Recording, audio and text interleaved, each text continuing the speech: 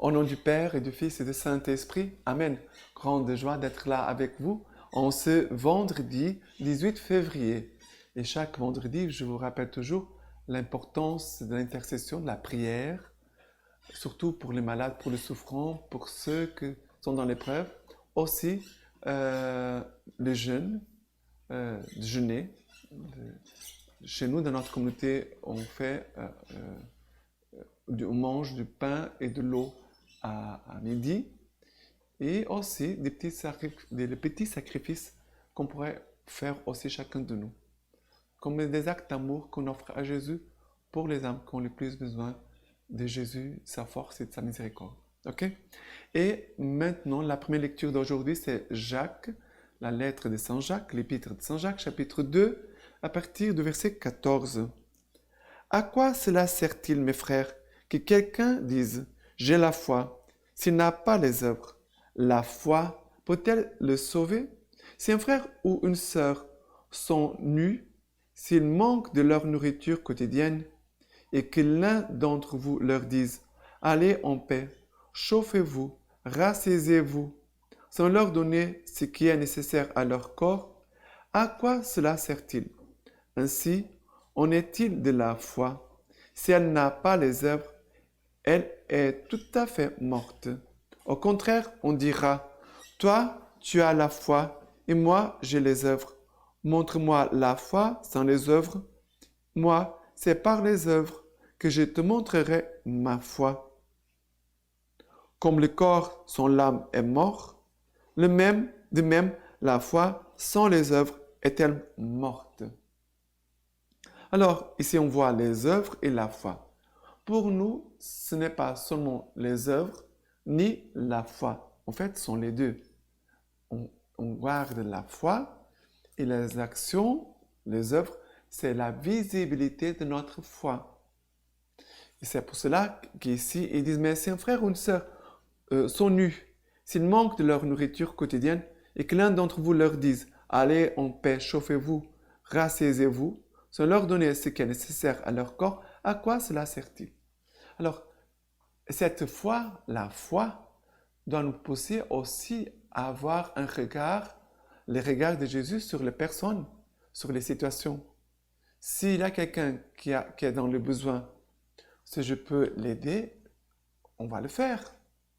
On ne laisse pas l'autre comme... parce que les anges n'ont pas besoin de nourriture, n'ont pas besoin d'habits. Non, nous ne sommes pas des anges. Nous sommes des hommes et des femmes qui vivons dans ce monde et que nous avons des besoins. Nous avons des choses dont nous avons besoin.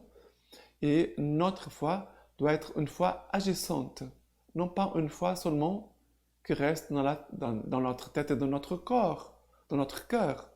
Notre foi, elle doit sortir, se rendre visible par nos actions.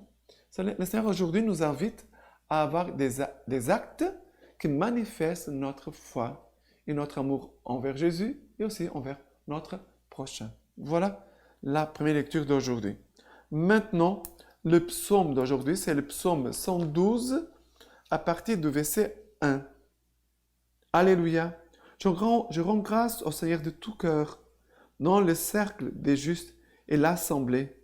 Grandes sont les œuvres du Seigneur, dignes d'étude pour lui, pour qui les aime. Faste et splendeur son ouvrage, sa justice demeure à jamais. Il laisse un mémorial de ses merveilles. Le Seigneur est tendresse et pitié. Il donne à qui le craint la nourriture. Il se souvient de son alliance pour toujours. Il fait voir à son peuple la vertu de ses œuvres, en lui donnant l'héritage des nations. Les psaumes commencent, je rends grâce au Seigneur de tout cœur, dans le cercle des justes et l'assemblée. Rends grâce au Seigneur. Et après, elle va dire, chanter, grandes sont les œuvres du Seigneur, dignes d'étude pour qui les aime. Face et splendeur, son ouvrage. Il commence à décrire les actions du Seigneur. Le Seigneur qui fait des merveilles, que le Seigneur est tendresse et pitié, que le Seigneur donne à qui il craint la nourriture et se souvient de son alliance pour toujours. Il fait voir à son peuple la vertu de ses œuvres en lui donnant l'héritage des nations. Ça veut dire, Dieu lui-même manifeste ses œuvres. Dieu manifeste son amour, sa tendresse et sa pitié envers nous. Le Seigneur se souvient de son alliance, se souvient de nous, à qui il donne son alliance. Le Seigneur aussi, il voit les besoins de chacun de nous. Le Seigneur voit. Mais le Seigneur aussi veut se servir des uns et des autres pour que ses œuvres soient aussi visibles et puissent manifester sa présence au milieu de nous. Quand nous faisons des actions, des actes de charité, d'amour, nous rendons Dieu visible au milieu de nous.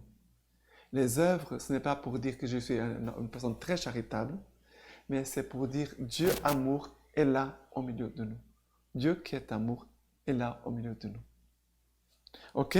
Et maintenant, l'évangile d'aujourd'hui, c'est Marc chapitre 8, à partir du verset 34. Appelant à lui la foule en même temps que ses disciples, il leur dit, « Si quelqu'un veut venir à ma suite, qu'il se réunisse lui-même, qu'il se charge de sa croix et qu'il me suive. Qui veut en effet sauver sa vie la perdra, mais qui perdra sa vie à cause de moi et de l'Évangile la sauvera. » Et après, « Que sert donc à l'homme de gagner le monde entier s'il ruine sa propre vie? Et que peut donner l'homme en échange de sa propre vie? Car celui qui aura rougi de moi et de mes paroles dans cette génération adultère et pécheresse, le Fils de l'homme aussi rougira de lui quand il viendra dans la gloire de son Père avec les 100 anges. Et il leur disait, en vérité, je vous le dis, il en est d'ici présents qui ne goûteront pas la mort avant d'avoir vu le royaume de Dieu venu avec puissance. Alors, ici, le Seigneur Jésus appelle la foule et ses disciples et va dire, si quelqu'un veut venir à ma suite, qu'il se réunisse lui-même, qu'il se charge de sa croix et qu'il me suive. Ça, c'est la foi. Comment je pourrais suivre Jésus, me régner à moi-même, me charger de la croix et de suivre Jésus? Comment c'est possible de faire ça? À cause de la foi. C'est par la force de la foi, par l'écoute de la parole que me communique la foi, à cause de la parole de Dieu qui me communique la foi, que je peux aussi avoir des actions concrètes d'avoir la foi. Ici, c'est très concret. Comment je peux porter la croix, me régner moi-même et de suivre Jésus? Voilà, par la foi. Et et Jésus va dire, qui veut en effet sauver sa vie, la perdra. Mais qui perdra sa vie à cause de moi et de l'Évangile la sauvera. Ça, c'est l'attitude de foi. Cette foi, elle est bien concrète par des actions que la personne doit poser pour pouvoir vraiment suivre Jésus et faire la volonté de Jésus. C'est par la foi. Et aussi, quand Jésus va dire, qui aura rougi de moi et de mes paroles dans cette génération adultère et pécheresse, le Fils de l'homme aussi rougira de lui quand il viendra dans la gloire de son Père avec les 100 anges. Comment ne pas rougir? Comment être fidèle à Jésus, en fait? D'être cohérent dans la vie chrétienne par la foi. Et par les actions de foi. Ce n'est pas seulement la foi. Parce que la personne qui ne va pas rougir devant Jésus, elle ne va pas rougir à cause, non pas seulement de la foi qui est dans son cœur, mais à cause de ses décisions de foi, de ses actes de foi, de ses attitudes de foi. D'accord? Voilà que Jésus vraiment veut nous faire goûter sa présence de ressuscité au milieu de nous par la foi. Et par la puissance de Jésus ressuscité en nous, au milieu de nous, que je peux aussi avoir cette force pour faire des actions de foi, ça veut dire des actes d'amour, de charité, même quand on ne veut pas, même quand on n'a pas envie de le faire. Mais à cause de Jésus, on va le faire. D'accord? Et la lecture patristique de ce vendredi, c'est de Saint Augustin. Le désir élargit notre cœur. Quelle est la promesse qui nous a été faite? Nous serons semblables à lui parce que nous le verrons tel qu'il est. La parole s'exprime comme elle a pu. La parole s'est exprimée comme elle a pu. Le reste, c'est au cœur de le comprendre. Alors que Saint Jean lui-même s'exprime comme il peut par rapport à celui qui est. Que pourrions-nous dire, nous qui sommes si loin d'égaler ses mérites? Revenons donc à cette onction du Christ. Revenons à cette onction qui nous enseigne intérieurement ce que nous ne pouvons pas exprimer. Et puisque vous ne pouvez pas voir maintenant que votre activité se contente de désirer, toute la vie du vrai chrétien est un saint désir. Sans doute, ce que tu désires, tu ne le vois pas encore. Mais en le désirant, tu deviens capable d'être comblé lorsque viendra ce que tu dois voir. Supposons que tu veuilles remplir une sorte de poche et que tu saches les grandes dimensions de ce qu'on va te donner. Tu élargis cette poche, que ce soit un sac, une outre ou n'importe quoi de ce genre. Tu sais l'importance de ce que tu vas y mettre et tu vois que la poche est trop resserrée. En élargissant, tu augmentes sa capacité. C'est ainsi que Dieu, en faisant attendre, il a élargi les désirs. En faisant désirer, il élargit l'âme. En l'élargissant, il augmente sa capacité de recevoir.